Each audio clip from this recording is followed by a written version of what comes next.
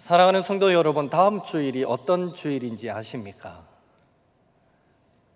바로 우리 교단이 지정한 이단 경계 주일입니다. 성도들이 이단에 유혹되지 않도록, 미혹되지 않도록 1년에 두 차례 2월 첫째 주일과 9월 첫째 주일, 이렇게 두 차례를 이단 경계 주일로 그렇게 우리 총회에는 지키고 있는 것입니다. 그래서 오늘은 한 주 앞당겨서 제가 이단을 경계하자라는 의미로 말씀을 나누기를 원합니다. 한 옹기점에 손님이 찾아왔습니다. 그리고 묻습니다. 이 옹기는 얼마입니까? 예, 4만 원입니다. 예, 이 그릇은 얼마입니까? 예, 2만 원입니다. 손님은 2만 원을 꺼내서 주인에게 주고 2만 원짜리 옹기를 가지고 나갔습니다. 채 5분도 지나지 않았는데 헐레벌떡 이 손님이 다시 들어옵니다. 들어오더니 다짜고짜 말합니다. 제가 아까 2만 원 드렸죠? 예, 받았습니다. 이 옹기가 2만 원짜리죠? 예, 그렇습니다. 제가 이 옹기를 드리면 합이 4만 원이죠? 예? 예, 맞습니다. 그러면 이거 가지십시오. 그리고 4만 원짜리 가져가겠습니다. 예, 그렇게 하시지요. 그리고는 4만 원짜리를 들고 나가버렸습니다. 이 옹기점 주인은 계산이 맞는 것 같은데 뭔가 모르게 찝찝했다 하는 이야기입니다. 여러분, 계산이 맞습니까? 틀렸습니까? 예, 당연히 틀렸죠. 혹시나 방금 제가 소개해드린 이 이야기를 들으면서 맞는 것 같은데 라는 생각이 드시면 절대로 사업을 하시면 안 됩니다. 예, 손해보실 확률이 높습니다. 오늘 현재 한국교회와 성도들의 현실이 어쩌면 옹기점 주인과 같지 않은가라는 생각을 해보게 됩니다. 이단들은 전략 전술을 개발해서 성도들을 미혹하여 기존 교회로부터 빼내어서 인간을 섬기는 자리로 그렇게 유도하고 있는데, 교회와 성도는 특별한 대책 없이 당하고만 있는 것이 사실 현실이기 때문입니다. 특히 신천지가 성도들을 미혹해서 빼내가고 산 옮기기 전략으로 교회를 가로채고 위장교회를 세워서 단기간에 신학 공부로 정통교단에 편입시켜서 일반 교회 간판을 걸고 성도들을 미혹하고 있음에도 불구하고 한국교회는 사실 넉넉히 바라보아야만 하는 현실이다라는 것이죠. 마태복음 24장에서 예수님은 제자들에게 종말의 징조에 대해서 가르쳐 주셨는데, 그 가르침에 보면 종말의 징조 중 하나가 예수님의 이름을 도용하는 자가 나타난다는 것이고요, 거짓 선지자가 많이 일어나게 될 것이다 라는 것입니다. 이들이 나타나는 목적은 사람을 미혹하기 위함입니다. 특별히 하나님의 사람을 미혹하기 위함입니다. 우리 예수님의 말씀은 1.1획도 틀림이 없는 진리의 말씀인 줄로 믿습니다. 예수님께서 마지막 때에 거짓 선지자들이 나타나는데, 그들이 나타나는 목적은 내 백성, 하나님의 백성, 너희들을 미혹하기 위해서다라고 말씀해 주셨는데, 마태복음에서 그 말씀대로 시대마다 거짓 선지자들과 적그리스도가 나타났던 것이죠. 가령 예를 들면 1세기에는 영지주의가 나타나서 예수님의 성육신을 부정했습니다. 육신이 더러운데 어떻게 이 더러운 육신을 입고 신이 찾아올 수 있느냐, 말도 안 된다는 거죠. 사도 요한은 요한일서 4장 2절 3절에서 그들을 적그리스도의 영이라고 그렇게 지적하기도 했습니다. 4세기에는 아리우스라는 사람이 예수님의 신성을 부인했습니다. 이제 인성이 아니라 신성을 부인했습니다. 그래서 AD 325년 니케아 종교회의에서 아리우스는 이단으로 정죄받았던 것이죠. 이후로도 시대마다 때로는 예수님의 신성을, 때로는 예수님의 인성을 그렇게 부정하는 다양한 형태의 이단들이 등장했던 것입니다. 우리나라는 지난 30년 동안 신천지, 안상홍 증인회, 요즘은 하나님의 교회로 이름을 바꿨죠. 또 통일교, 구원파, JMS 등의 이단들이 나타나서 교주를 신격화하거나 성경에 위배되는 잘못된 가르침으로 성도들을 유혹하고 있는 것입니다. 그 중에서도 가장 교활한 수법으로 성도들을 미혹하고 있는 거짓 선지자, 적 그리스도라고 할 수 있는 사람과 단체가 바로 이만희의 신천지 예수교 증거 장막 성전, 줄여서 신천지인 것입니다. 그래서 오늘은 이단을 경계하자, 특히 우리 주변에서 가장 극성맞게 우리를 유혹하고 있는 이단인 신천지를 경계하자라는 의미에서 신천지가 왜 거짓이고 이단인지를 함께 살펴보면서 이단에 대한 경계를 한층 더 강화하는 시간이 되기를 원합니다. 더불어서 혹 우리 가운데 신천지에 빠진 분이 계시다면 오늘 이 설교를 들으시고 무엇이 참된 진리인지 한 번 더 깊이 고민해 보시게 되기를 주님의 이름으로 축복합니다. 첫째로 신천지는 인간 이만희를 신격화하는 이단임을 알아야 합니다. 인간 이만희를 신격화하는 이단입니다. 이만희가 얼마나 허황되고 거짓된 주장들을 하는지 좀 구체적으로 살펴보면, 첫째로 이만희는 자신의 저서인 영핵이라는 책에서 자신은 신비 체험을 했다라고 간증합니다. 그의 간증 중 일부를 인용해 보면 어느 날 저녁 기도 중에 큰 별, 천사가 내 머리 위에 임하였다라고 기록하고요. 또한 그는 자신만이 계시록의 진상을 보았을 뿐 아니라 환상도 실상도 자신만 보았다라고 그렇게 영핵이라는 책에서 주장하고 있습니다. 둘째로 이만희는 자신의 저서 계시록 완전 해설이라는 책에서 그 책은 성령의 지시를 따라서 기록하였다라고 주장합니다. 그 책 서문에서 이렇게 기록하고 있습니다. 나 저자는 1957년 5월 10일 속세를 떠나 입산 수도길에서 성령체를 만나 혈서로 충성을 맹세한 후 모모 교회, 사실 알고 보면 박태선의 전도관입니다. 모모 교회로 인도되었고 3년 후 본 교회로부터 버림을 받아 다시 시골 농민이 되었다. 그 후 1980년 봄 구름을 입고 오시는 성령체에게 안수를 받고 책과 지팡이를 받게 되었으며 성령에 이끌려 가서 책에 기록된 말씀의 실체, 곧 하나님의 사자들의 조직의 비밀과 사단의 사자들 조직의 비밀을 보여주시며 책에 써서 교회들에게 보내라는 성령의 지시를 따라서 기록한 것이므로 이 책은 사람의 고안이나 지식과 연구로 낸 것이 아니다라고 주장합니다. 셋째로 이만희는 자신을 이 시대에 택한 목자, 대언자, 보혜사라고 주장합니다. 천국 비밀 계시라는 책에서 하나님께서는 시대마다 택한 목자를 통해 계시해 주시니 이 택한 목자가 하나님의 대언자, 보혜사이다. 성도는 보냄을 받은 대언자를 통해 계시를 받는다라고 주장했고, 또한 계시록을 열어서 이루는 때가 있다라고 주장하면서 이만희는 자신만이 계시를 주는 자다라고 주장하고 있습니다.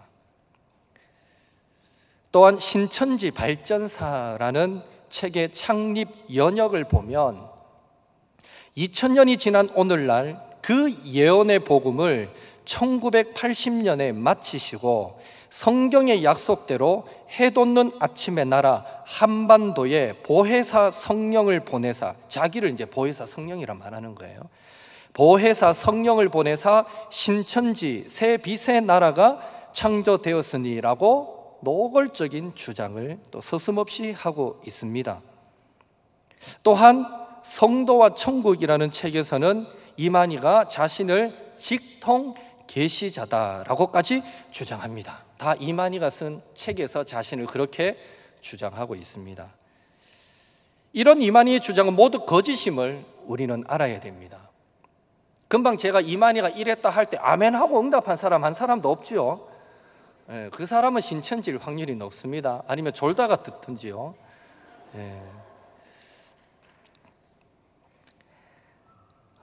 왜 거짓이냐? 첫째로 이만희의 신앙의 그 족적을 살펴보면 이만희는 1957년 5월 10일에 수도하러 가는 길에 성령체를 만났다라고 했는데, 여기서 이만희가 만난 성령체는 오늘날 우리가 삼위일체 하나님으로서의 성령님, 그 성령님을 체험한 것이 아니라 거짓 영의 체험을 했다는 사실을 우리는 기억해야 합니다. 왜냐하면 이만희가 성령체를 만났고 그 성령체가 자신을 박태선의 전도관으로 인도했다라고 말하고 있으며, 또 다른 자신의 양력을 소개하는 곳에서 1967년에는 성령에 이끌려서 과천에 소재한 이단 장막 성전으로 인도되었다라고 말하고 있기 때문입니다. 정말 이만희가 삼위일체 하나님으로서의 성령님을 만났다면 그 성령님이 어떻게 이만희를 한 번도 아니고 두 번씩이나 이단으로, 사이비 단체로 인도할 수 있었겠는가 하는 것입니다. 또한 이만희가 성령을 체험했다면 어떻게 배도자인 이단 교주를 따를 수 있었겠는가 하는 것입니다. 따라서 이만희가 체험한 성령체는 거짓의 영 사탄인 것을 우리는 충분히 알 수 있는 것입니다. 귀신의 장난에 놀아났던 거죠. 둘째로, 이만희는 성경과 다른 거짓말을 만들어서 아주 망상적인 주장을 하고 있는 것을 보면 사탄의 지배를 받고 있음이 분명합니다. 그는 1980년 봄에 구름을 입고 오시는 성령체에게 안수를 받고 책과 지팡이를 받았다라고 주장하고 있습니다. 이 주장이 얼마나 비논리적이고 비성경적인가 하면, 먼저 구름을 입고 오는 성령체라는 말을 쓰고 있는데, 이 말은 성경 그 어떤 곳에서도 나오지 않는 이만희가 지어내고 만들어낸 말입니다. 성령님은 2000년 전 오순절 강림 사건 때 이미 영으로 강림하여 오신 줄로 믿습니다. 성령님은 육체를 가지신 분이 결코 아닙니다. 따라서 육체를 입은 성령이 1980년 자신에게 구름을 타고 내려오셨다라는 것은 성경 어느 곳에도 없는 지어낸 이야기다라는 것이죠. 성령은 영입니다. 영 그 자체로, 육체를 가진 분이 아니죠. 다음으로 구름을 입고 오셨다, 그 성령체가 구름을 입고 오셨다라고 말하고 있는데요, 사실 구름을 입고 오셨다라는 말은 재림 예수님에게만 적용되는 표현입니다. 계시록을 조금만 읽어보신 분은 충분히 알 수 있습니다.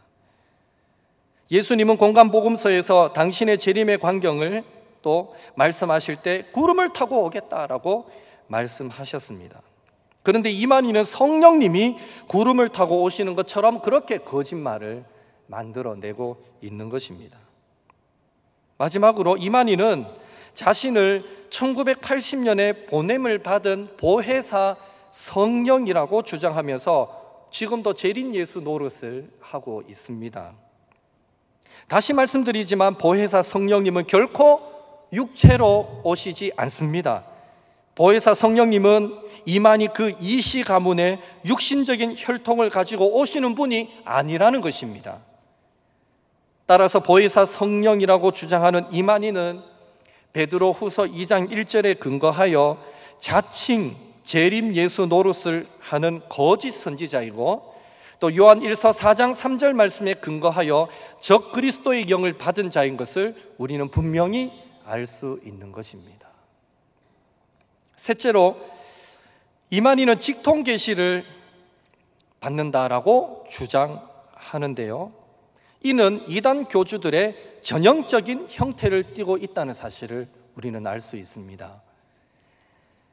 그는 계시록을 성령으로부터 직접 받았고 자신만이 계시록을 주는 자라고 주장하고 있습니다. 그러나 성경 어디에도 요한계시록을 말세에 어느 특정인에게 다시 주겠다라는 기록은 없습니다. 그런데 사이비적인 사상을 가진 사람들 중에는 신약시대와 종말 시대를 구분하여서 종말 시대의 구원의 방법이 다른 것처럼 그렇게 호도하는 자들이 있습니다. 이만희가 대표적인 사람인 것이죠. 바로 신천지가 아주 노골적으로 종말 시대에는 이만희가 직통으로 받은 계시를 통해서만 구원을 받을 수 있다고 주장하고 있는데, 이는 전형적인 세대주의 이단 사설에 불과한 것입니다. 물론 신천지는 교주는 예수님이고 이만희는 총회장일 뿐이다 라고 말합니다. 그러나 신천지 책자와 교재들을 보면 인간 이만희를 만유의 대주제, 영광 보좌를 버리고 섬기로 내려오신 존재, 보혜사, 이긴 자, 백마탄 자, 인떼는 자, 두 증인 중에 하나, 생명록, 사망록, 중단록을 쓰는 자, 주, 그리스도, 구원자, 삼일체 중에 하나라는 표현을 이만희에게 쓰고 있습니다.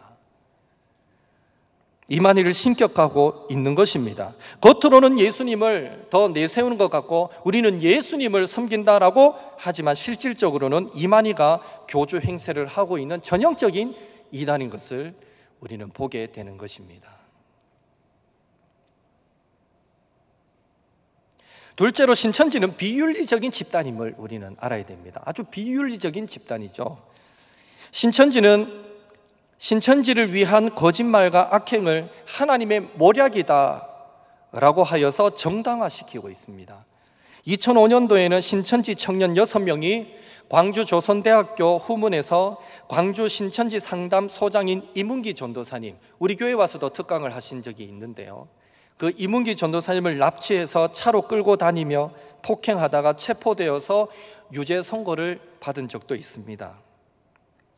이단 상담소에 와서 시위하면서 거짓된 소문을 지어내어 악의적으로 비방하는 일들이 잦습니다. 또한 신천지 이단 특강을 하시는 부산에서 목회하시는 황희종 목사님을 폭행 혐의로 구속시키려고 교회 앞에서 목사님이 때리지도 않았는데 맞은 척하고 연기하다가 그 옆을 지나가던 행인에 목격해서 그것이 연기였다는 것이 밝혀질 만큼 아주 부끄러운 짓을 하는 단체가 신천지입니다. 자신들의 유익을 위해서는 물불 가리지 않죠. 헐리우드 스타를 능가하는 배우자들입니다. 그뿐 아니라 신실한 목사님들을 사꾼들이라고 매도하고 교회를 어지럽히려고 거짓을 지어내어 목사와 성도 사이를 이간질시키고 담임 목사님과 부격자들 사이를 이간시켜서 담임 목사님을 고립시키고 또 거짓으로 모함해서 목사를 공경에 빠뜨리는 일들도 비일비재하게 일으킵니다. 어디 이뿐입니까? 심지어 신천지를 위해서라면 부모, 형제도 속이고 거짓말하게 만들며 가출, 이혼도 불사하게 만듭니다. 그런데 신천지는 이런 비윤리적이고 비인간적인 거짓 행동을 하나님의 모략이라고 핑계대며 거리낌 없이 저지르고 있다는 것입니다. 이런 사실을 볼 때에 신천지에 깊이 빠진 자들은 양심에 화인 맞은 자들이다라고 우리는 말할 수 있는 것입니다. 제가 이만큼 설교했는데 막 가슴속에 막 열불이 올라오고 이런 분 혹시 계십니까? 편해지 마십시오. 신천지인 거 드러납니다. 셋째로 신천지는 성경을 왜곡시켜 가르치는 집단임을 알아야 됩니다. 첫째로 신천지는 모든 성경을 비유로 보고 모든 단어마다 각각 다른 의미를 부여해서 그 방법으로 성경을 풀어가는데 이런 비유풀이는 상당히 위험합니다. 무조건 비유적인 풀이가 잘못된 건 아니지만 이 신천지식 비유풀이는 상당히 위험합니다. 그런 방법으로는 하나님께서 말씀하시고자 하는 것과는 전혀 상관없는 주장을 할 수밖에 없기 때문입니다. 가령 예를 들자면 만약에 어떤 형제가 자매를 향해서 자매님의 아버님은 혹시 도둑이 아니신지요? 왜냐하면 하늘의 별을 훔쳐다가 자매 눈에 넣으셨으니까요 라고 말했다고 칩시다. 이 말의 뜻은 무엇입니까? 자매의 눈이 너무너무 아름답다 이런 뜻 아니겠습니까? 그러나 신천지는 그렇게 해석하지 않습니다. 신천지식의 비유풀이는 아버지는 하나님, 하늘은 영계 지도자, 별은 성도, 도둑은 말 그대로 도둑.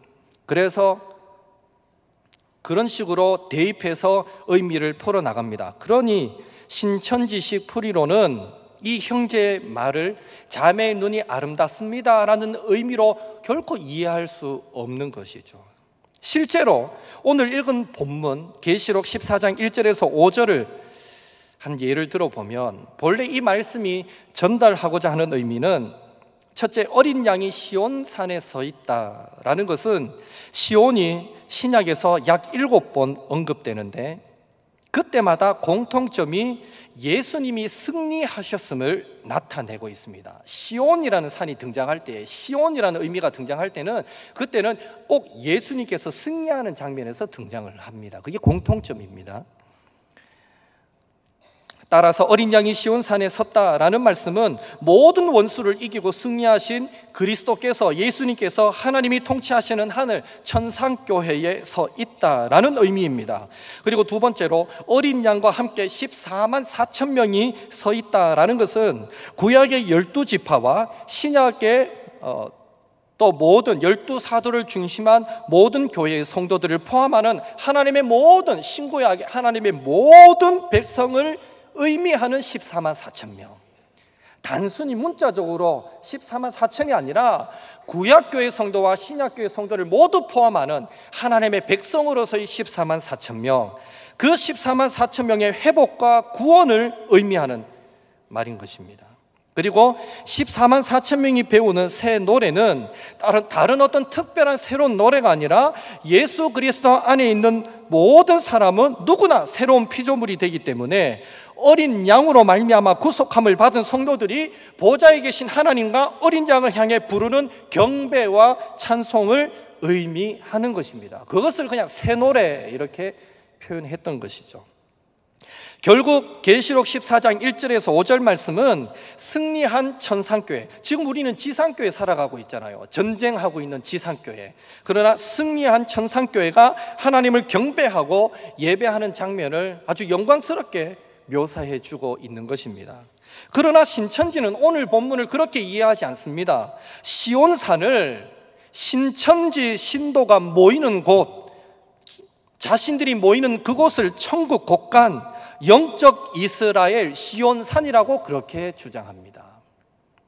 그리고 14만 4천 명은 신천지의 신도들만을 의미한다라고 그렇게 주장합니다. 또 새 노래는 신약 성경의 예언이 응한 것을 알리는 새 말씀이다라고 주장하면서 시온산에 서 있는 14만 4천 밖에는 이 새 노래를 배울 자가 없다라는 이 말은 신천지 신도 외에는 사도 요한격의 사명자인 이만희를 통해서 주어지는 새 말씀을 듣고 배울 자가 없다라는 식으로 해석을 합니다.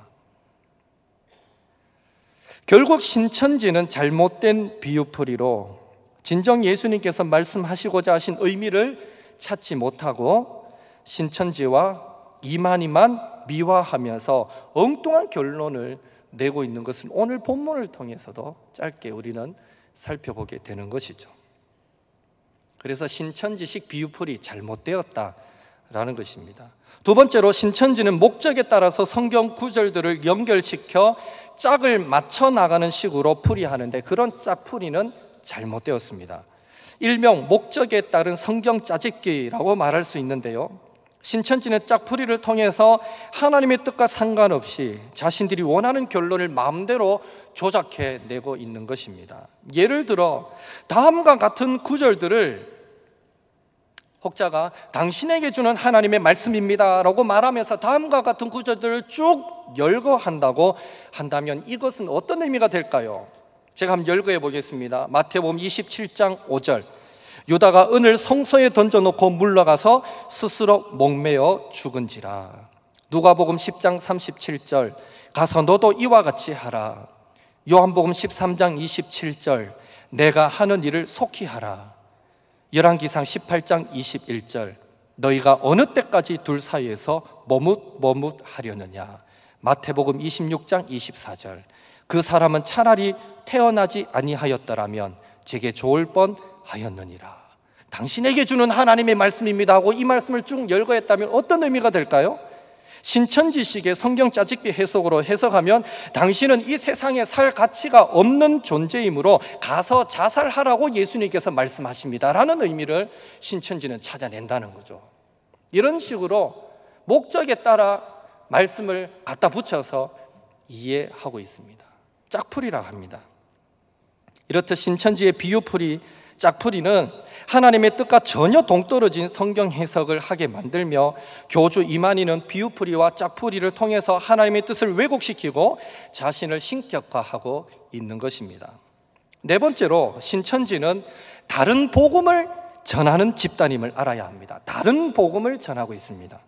복음이 무엇입니까? 쉽게 말해서 하나님께서 우리를 사랑하셔서, 저와 여러분을 사랑하셔서 독생자 예수님을 십자가 대속 제물 삼아 주시고 그 은혜로 말미암아 누구든지 예수님을 주로 고백하면 죄 용서함을 받고 구원 얻게 된다라는 이 복된 소식이 복음인 줄로 믿습니다. 그런데 신천지는 전혀 다른 복음, 구원관을 갖고 있습니다. 신천지는 구원자로 예수님만 오신 것이 아니라 아담도 왔고 노아도 왔고 아브라함도 왔고 예수님도 왔고 또 오늘날 이만희도 왔다는 것입니다. 아담도 구원자로 왔으나 실패했고 노아도 구원자로 왔으나 실패했고 아브라함도 실패했고 예수님도 완전한 구원을 이루지 못했다는 거예요. 그러나 이만희가 양과 염소를 나누고 영생과 영벌을 결정하고 오늘날 구원을 완성한다고 그렇게 주장합니다.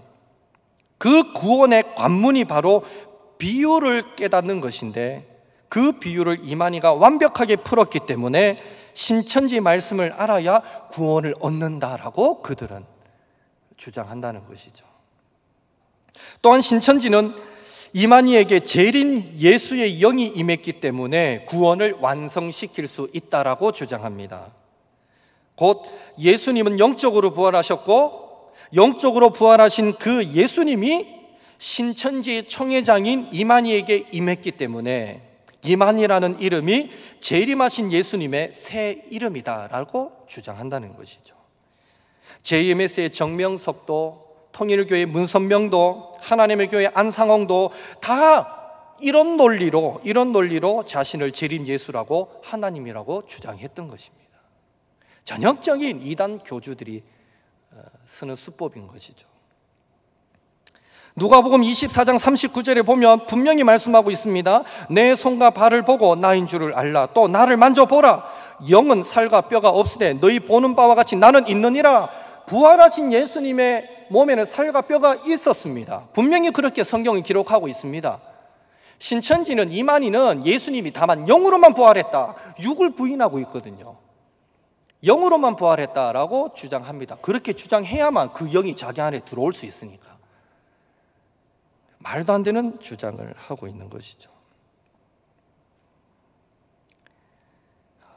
결국 재림 예수의 영이 이만희에게 임했다는 것은 이만희가 자신을 신격화시키기 위해 만들어낸 말장난에 불과하다는 사실을 우리는 분명히 기억해야 합니다. 그렇다면 우리는 어떻게 이 신천지 미혹에 대처해야 합니까? 우리는 어떻게 경계해야 합니까? 간곡히 부탁드립니다. 교회 밖에서 하는 성경 공부 반드시 교역자들에게 점검 받은 뒤에 하시기 바랍니다. 강사는 누구인지, 배우는 내용이 무엇인지, 주관하는 단체는 어디인지 먼저 정확하게 파악하고 교역자들과 상담해 주십시오. 또한 신천지는 자신들이 떳떳하지 못함으로 모략이라는 이름으로 거짓말을 밥 먹듯이 하고 숨기는 것이 많다는 것을 기억하시기 바랍니다. 가르치는 강사들의 이름도 가르쳐주지 않는 경우가 많습니다. 그들의 교재도 제공하지 않고 그냥 노트에 필기하라고만 합니다. 그들의 입막음 교리에 의해서 교회 밖에서 하는 성경 공부, 큐티 등을 다른 사람들에게 비밀로 하라고 가르치고 있고요. 신천지 신도들은 이름도 가명을 사용하는 경우가 허다한 것입니다. 이것은 다 그들이 잘못되었다, 떳떳하지 않다라는 증거인 것입니다. 또한 꿈 이야기로 접근하는 사람, 환상 속에 여러분의 얼굴을 보았다는 사람, 전화번호를 하나님께서 가르쳐 주셨다는 사람, 이런 황당한 얘기를 해도요, 또 솔깃해하는 사람은 솔깃해합니다. 천에 하나 만에 하나 이 말에 걸려 넘어가는 사람이 있어요. 그러니까 써먹죠. 여러분의 최근 신상을 훤히 꿰뚫어 보는 사람, 오, 신령하네, 이렇게 생각하시면 안 됩니다. 여러분의 뒷조사를 얼마나 했겠어요. 우연한 만남을 가장하여 여러분에게 목사, 전도사, 선교사를 소개해 주는 사람, 한동안 연락이 없다가 갑자기 연락 와서 만났는데 누군가를 같이 데리고 와서 소개해 주는 사람 등등, 이런 사람들은 신천지 신도일 확률이 높으니 조심하셔야 됩니다. 또한 교회 안에서는 필요 이상으로 목사님과 중직들과 교회가 하는 일들을 두고 뒤에서 비판하는 사람, 목사님의 설교에 은혜 받는 척 하면서도 2% 부족한 것 같다는 식으로 흠을 내는 사람, 설교 시간에 말씀에 잘 집중하지 않는 사람, 물론 오늘 여러분한테 좀 피곤하셔서 조시는 분들은 아닙니다. 그러나 대체로 평소에 열심히 하는데 예배 시간에 다 잘하다가 설교 시간만 되면 딴짓하는 분들이 있어요. 말씀을 일부러 회피합니다. 들으려고 하지 않습니다. 그런 사람들, 또 성경을 공부하고 싶은데 혼자 하기 어려우니 함께 해보자고 권면하는 사람, 시험이 들거나 열정이 식은 성도의 신앙을 세워주기 위해서 우리 함께 성경 공부해보자고 하는 사람, 믿지 않는 남편의 전도를 위해서 성경 공부를 도와달라고 하는 사람, 정말 솔깃할 수 있어요. 야, 우리 남편이 드디어 교회는 안 와도 성경 공부는 한번 해보겠다 한다. 니네하고 같이 좀 해도, 이러면서 데리고 가는데 알고 보면 그 모임이 신천지 모임인 거예요.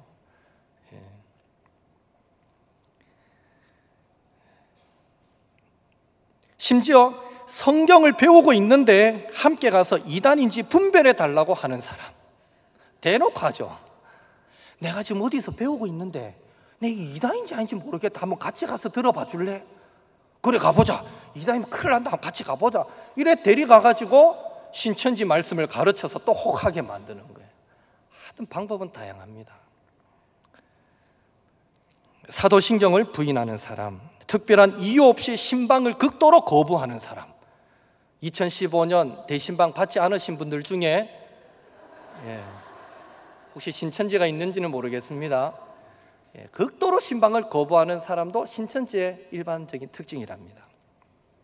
새가족 등록 시 이전에 다녔던 교회와 가족관계가 불분명한 사람, 이름과 나이를 실제와 다르게 등록하는 사람 등등, 그런 성도들이 주변에 있다면 신천지 추수 끊일 확률이 높다는 것이죠.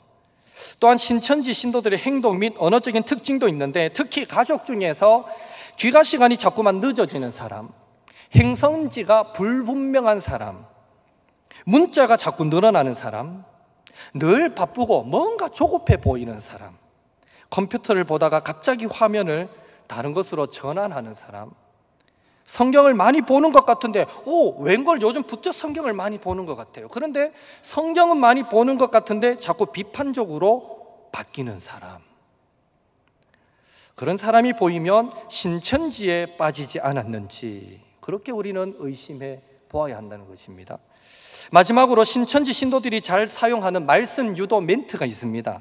이런 말들을 하는 사람들이 주변에 있다면 또 신천지가 아닌가 우리는 의심해 보아야 됩니다. 지금은 마지막 때의 말씀을 알아야 한다라고, 마지막 때의 말씀을 알아야 한다라고 자꾸 강조하는 사람. 마지막 때가 언제입니까?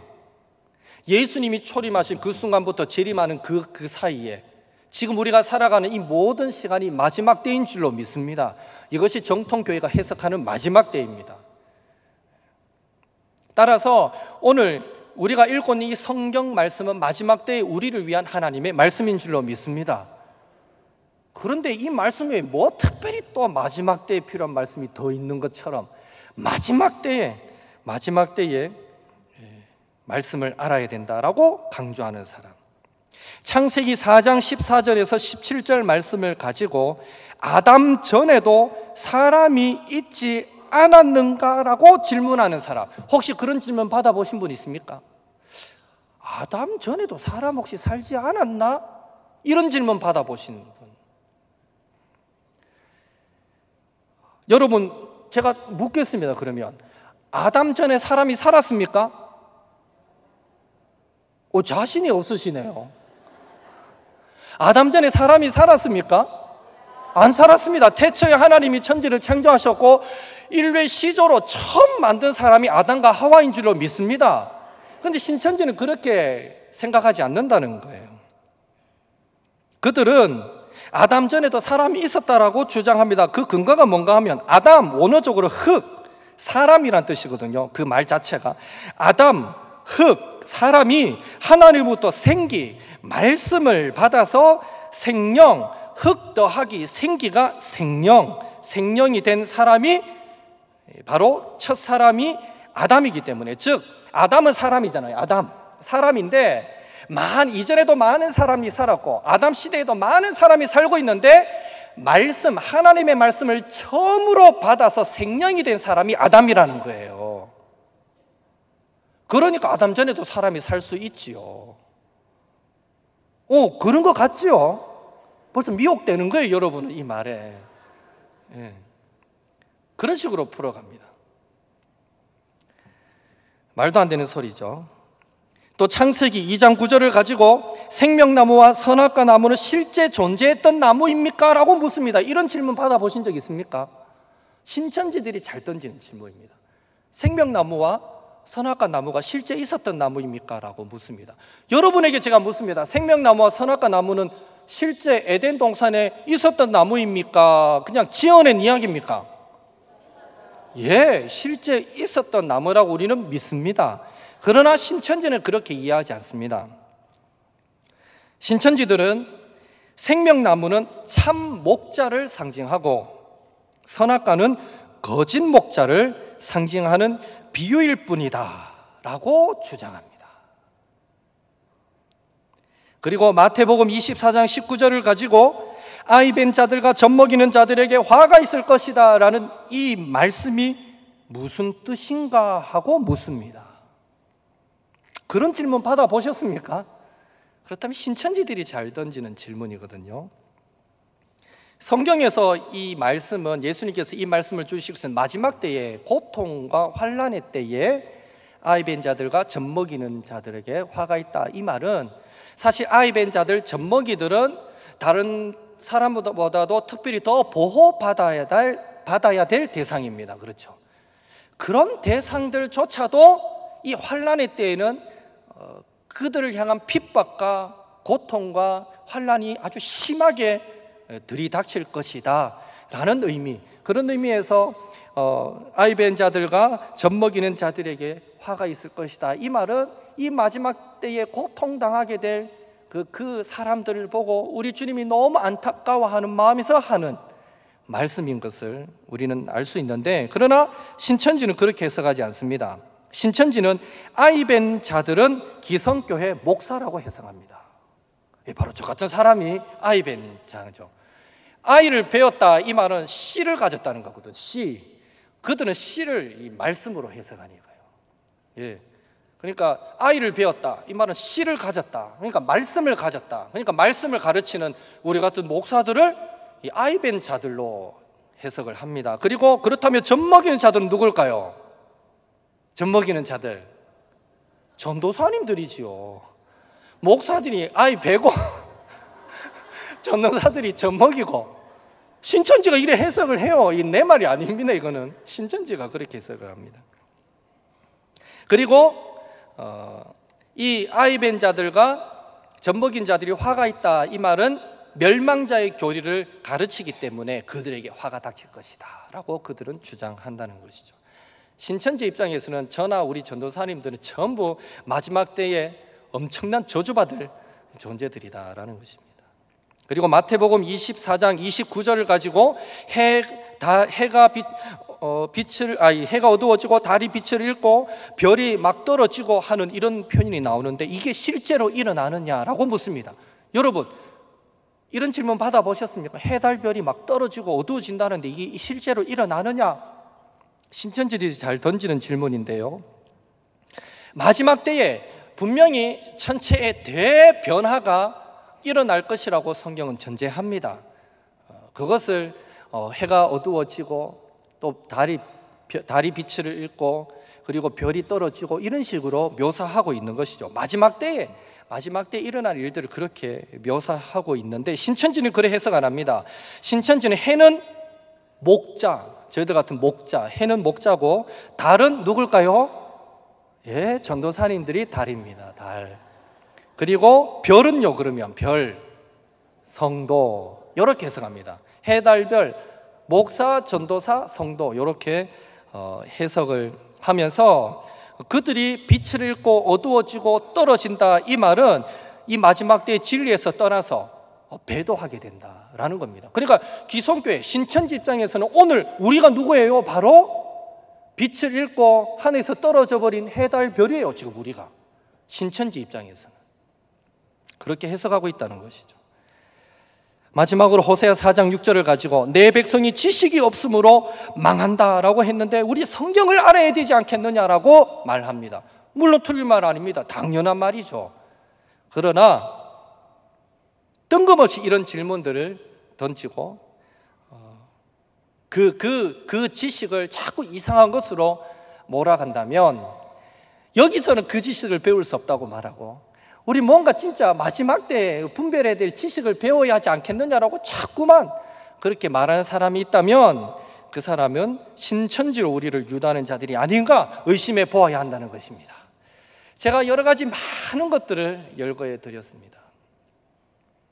아무쪼록 지금도 신천지를 비롯한 수많은 이단들이 이리 때처럼 호시탐탐 삼킬자를 찾고 있다는 사실을 기억하시고, 말씀과 기도로 늘 성령 안에서 깨어 있어서 진리를 분별하심으로 이단의 유혹으로부터 우리의 영혼뿐 아니라 우리의 가족과 주변 성도들의 영혼까지 지켜내는 우리 서문의 권속들이 되시기를 예수님의 이름으로 축복합니다. 지금도요, 종종 가끔 신천지와 접촉하고 신천지가 또 찾아오고 이런 보고를 제가 듣고 있습니다. 우리 교회가 100% 신천지에서 자유로운 교회가 절대 아니라는 거예요. 그렇다고 제가 여러분에게 주변 사람을 자꾸 의심하라는 얘기도 아닙니다. 늘 어떤 모양으로 우리에게 다가올 수 있을지 모르니까 우리가 늘 하나님의 말씀 안에 깨어있기를 바라시고요, 생명의 말씀이 여기 있으면 우리가 니게로 가오리까 이 서문교회 안에서 강단을 통해 선포되어지는 하나님의 말씀 잘 먹고 그렇게 우리 영혼이, 우리의 믿음이 자라 어떻게든지 우리 영혼을 빼앗아 가려고 유혹해오는 그런 이단들의 유혹들 미혹당하지 마시고 싸워 승리하시고 이겨내시는 저와 여러분 되시기를 예수님의 이름으로 축복합니다. 한번 잠시 기도하겠습니다. 하나님, 영적 분별력을 주옵소서. 이 시대의 많은 이단들이 우리를 유혹해 옵니다. 공격해 옵니다. 주님, 어떻게 공격해 오더라도 넘어지지 않도록, 미혹당하지 않도록 늘 내가 하나님의 말씀 가운데 깨어 있을 수 있도록 성령님 충만케 역사하여 주옵소서. 혹 우리 주변에 이단에 빠진 자들이 있다면 그 이름을 불러가면서 주여 그 영혼을 불쌍히 여기시고 속히 그 잘못된 것에서 돌이키게 역사하여 주옵소서. 우리 한번 같이 자신과 또 이단에 빠진 그 영혼들을 긍휼히 여기는 마음으로 한번 통성으로 기도하고 제가 마무리 기도하겠습니다.